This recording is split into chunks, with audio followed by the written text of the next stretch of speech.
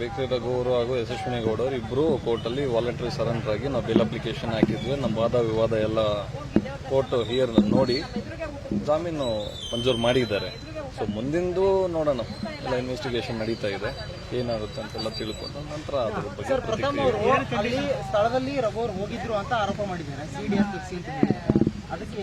ಇರ್ಲಿ, ಆವತ್ತಿನ ದಿನ ಬೇಕರಿ ರಘುವರು ಅಲ್ಲಿ ಇರ್ಲಿಲ್ಲ. ಸಿಡಿಆರ್ ಇದೆ, ಸಿಡಿಆರ್ ತೆಗ್ಸಂಗಿದ್ರೆ ತೆಗೆದು ಪ್ರೂವ್ ಮಾಡ್ಲಿ. ಅದ್ರ ಬಗ್ಗೆ ಏನ್ ಹೇಳ್ಬೇಕು ಅನ್ನೋದನ್ನ ಇನ್ವೆಸ್ಟಿಗೇಷನ್ ಅಲ್ಲಿ ಪೊಲೀಸ್ನವ್ರು ಏನ್ ಮಾಡ್ಬೇಕು ಮಾಡ್ತಾರೆ. ಅದ್ರ ಬಗ್ಗೆ ಪ್ರತಿಕ್ರಿಯೆ ಕೂಡ. ಸರ್, ಕಂಡೀಷನ್ಸ್ ಪ್ರತಿ ಭಾನುವಾರ ಬೆಳಗ್ಗೆ ಬಂದು ಸ್ಟೇಷನ್ ನಲ್ಲಿ ಇನ್ವೆಸ್ಟಿಗೇಷನ್ ಕೋಪರೇಟ್ ಮಾಡಬೇಕು, ಹಾಜರಾಗಿ ಅಟೆಂಡೆನ್ಸ್ ಮಾರ್ಕ್ ಮಾಡಬೇಕು ಅಂತ ಮಾಡಿದ್ದಾರೆ.